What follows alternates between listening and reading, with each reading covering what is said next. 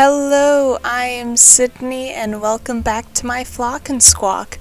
So today's video is very special. I am trying two types of chocolate chip cookie recipes.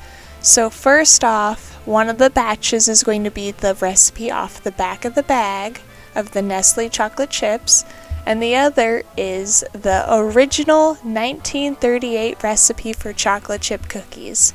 If you don't know, in 1938, two chefs at a Toll House Inn hotel, they created the chocolate chip cookie recipe, and these two women, the recipe they sold was to Nestle because they used Nestle chocolate bars to make the cookies.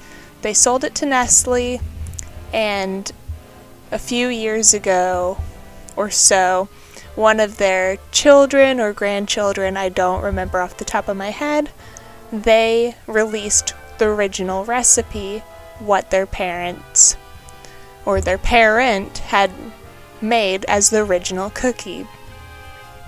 And now it's pretty different than the actual recipe that you find on the back of the bag today. So I've included the chart not only on my blog, flockandsquawk.com, but at the end of this video. So if you want to check it out, I have both recipes side by side as well as the differences. But as you can see, I'm just whipping up the cookie dough. I made one cookie dough off camera and put that in a container, and then I baked up a batch of that, and then I had the second cookie dough that I whipped up. Also, if you're interested, I'm over on Instagram at flock_squawk. Overall, I would say that the cookie dough are both equally the same difficulty. They require essentially all the same ingredients other than a couple very minor things. One is that one requires water, and also one recipe requires baking soda, whereas the other is baking powder. But they were both equally difficult. But that being said, I don't believe chocolate chip cookies are difficult in the slightest, especially if you have a hand mixer. So for the first part of this video, just please enjoy this baking montage, and I'll pipe in if I have anything else to add.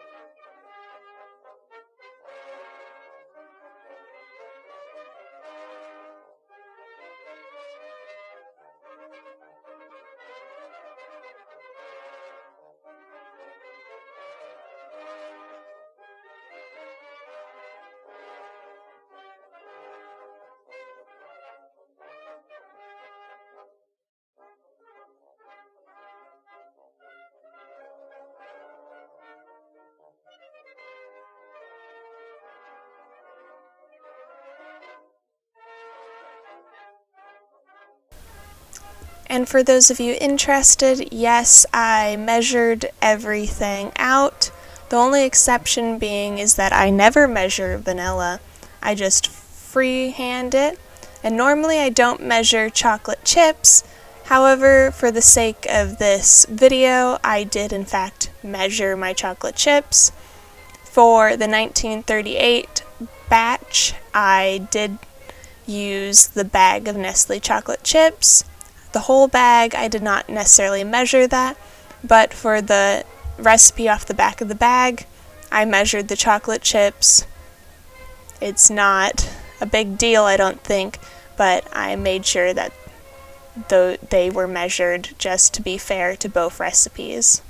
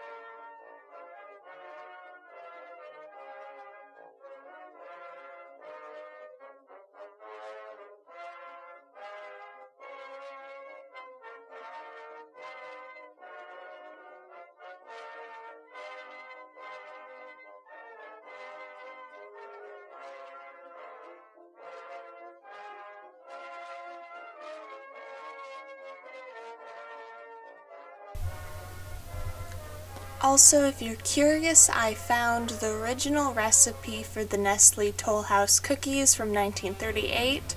I found it on the Wikipedia page for Nestle Toll House cookies. So if you're interested, you can find it over there, but you can also find it by Googling the original 1938 Toll House cookie recipe.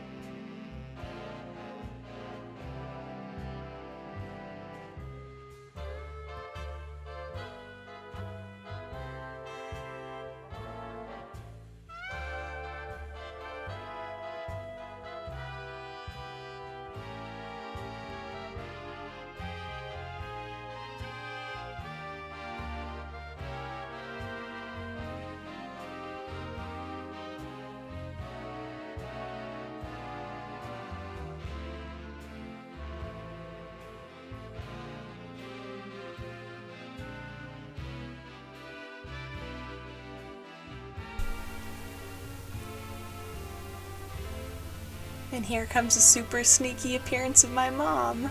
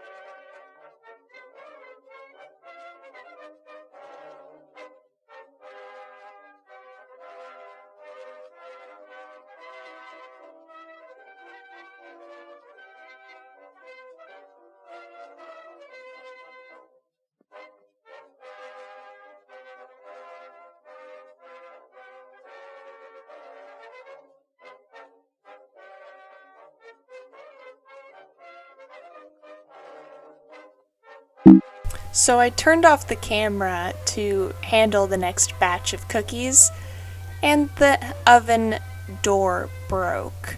So I had to postpone this video, if you saw over my blog, and wait a week for the part to come in.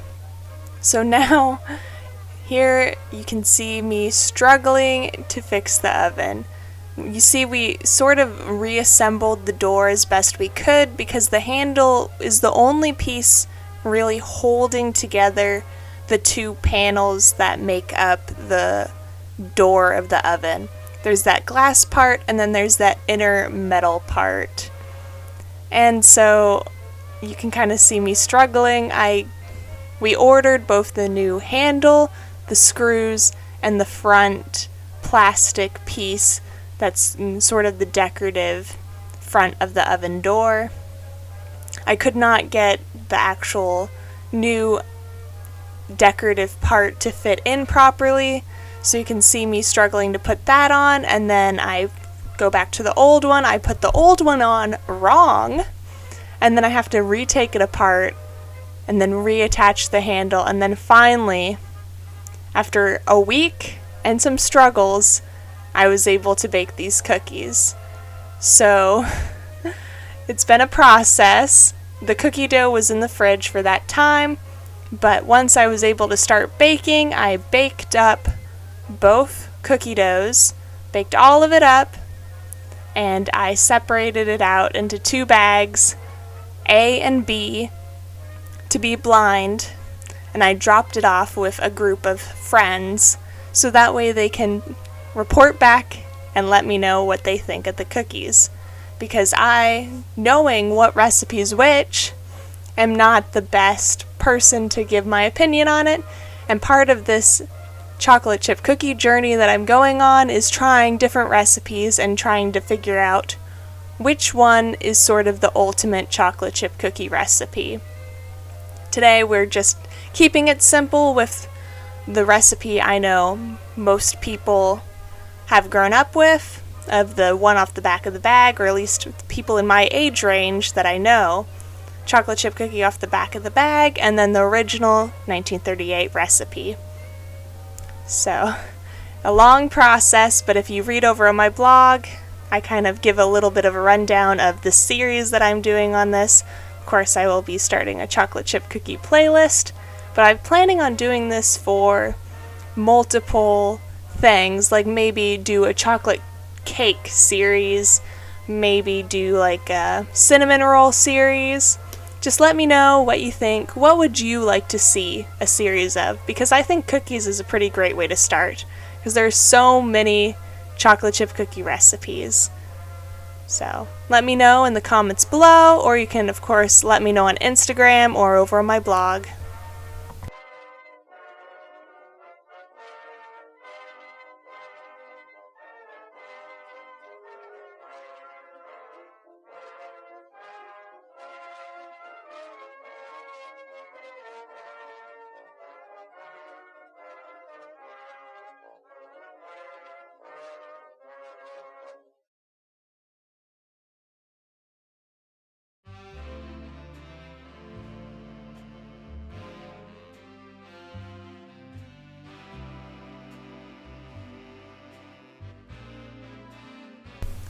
So initially I was planning on using a scoop to make sure that all my cookie dough balls before I bake them are of even size, but because the dough was in the fridge for so long, it was too hard to use the scoop on, so I just estimated and made little dough balls that way, so they were about the same size.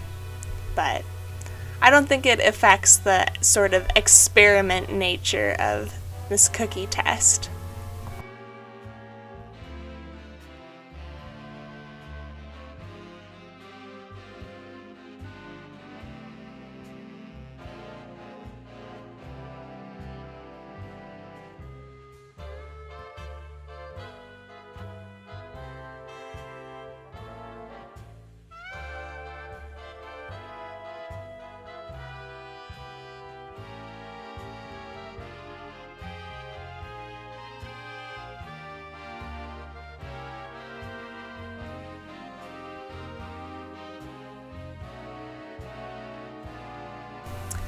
And if you're interested in this shot, I am using a full sheet cookie sheet pan.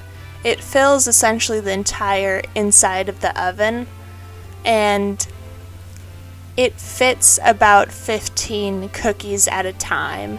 So I extremely love it, especially with the silicone matte liner, because nothing sticks and it's fantastic. So if you're interested in baking large batches of cookies like I do, I highly recommend looking in and finding the largest cookie sheet that you can that'll fit in your oven.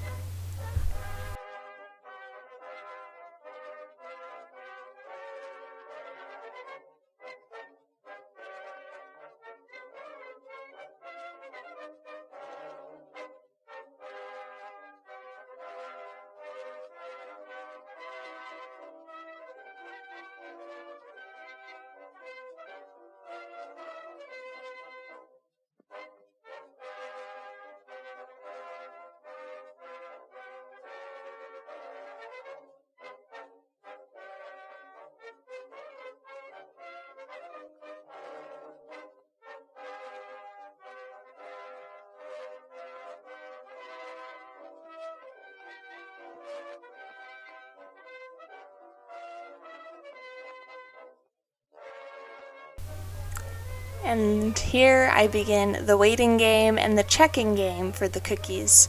So I like to put them in for the recommended time and then check at the end to see how much longer they need.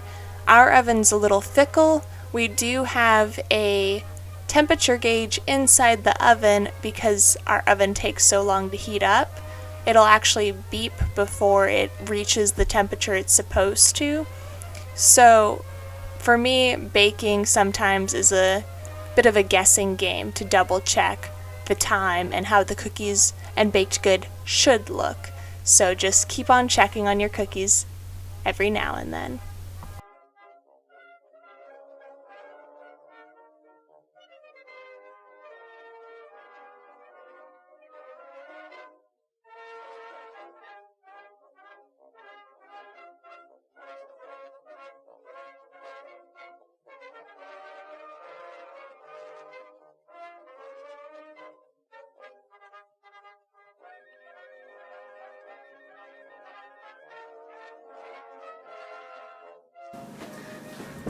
Hey guys, when after all of that, we finally have our cookies.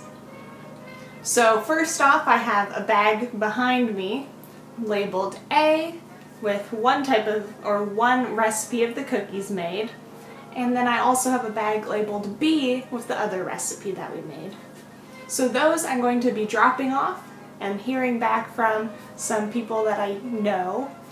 I'll be getting some general feedback on which they prefer, A or B, and then I'll be providing that information in my next video after this on the next round of chocolate chip cookies. So stick around, it'll be in the blog post for that and as well in that next video. So I hope you stick around for that. I will be starting a playlist. But as for the cookies themselves, I'll be running down a little bit of my general thoughts. So we have cookie A and cookie B.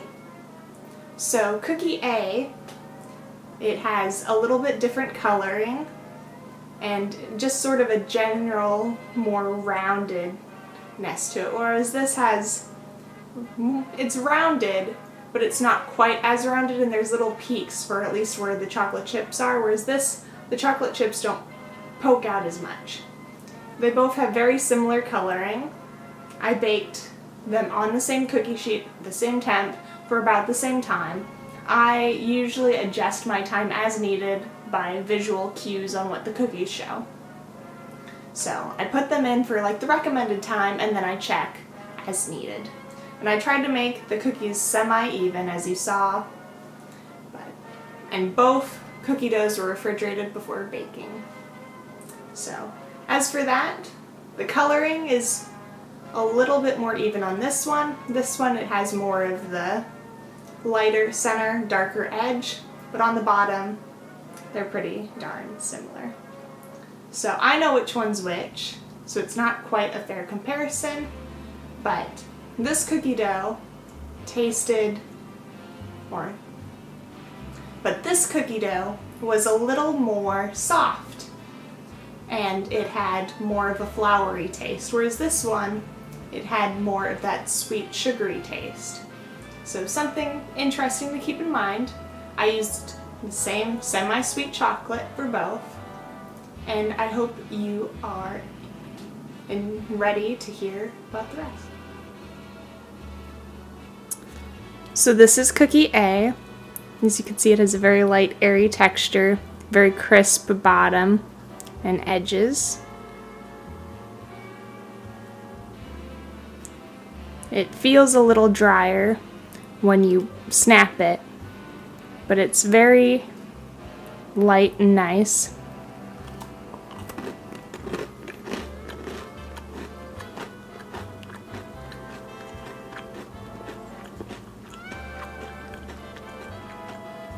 And it kind of tastes like a sugar cookie.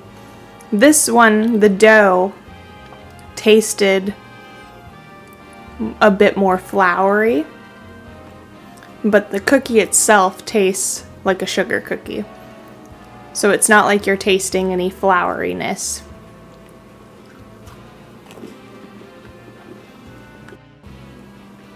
And as you can see, this one doesn't have as much of a ring around the edge, but it still has that nice golden brown bottom.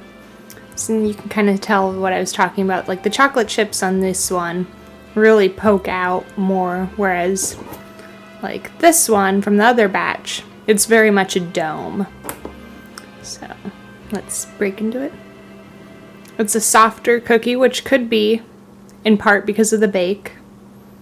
But you can see it has a very similar texture on the inside, but I'd say that maybe it's not quite as airy as the other one. Let's take a bite.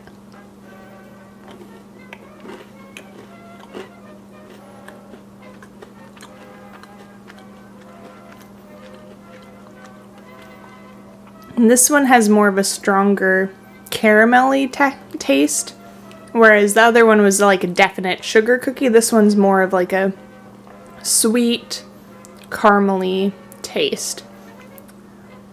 So it's soft, very nice texture.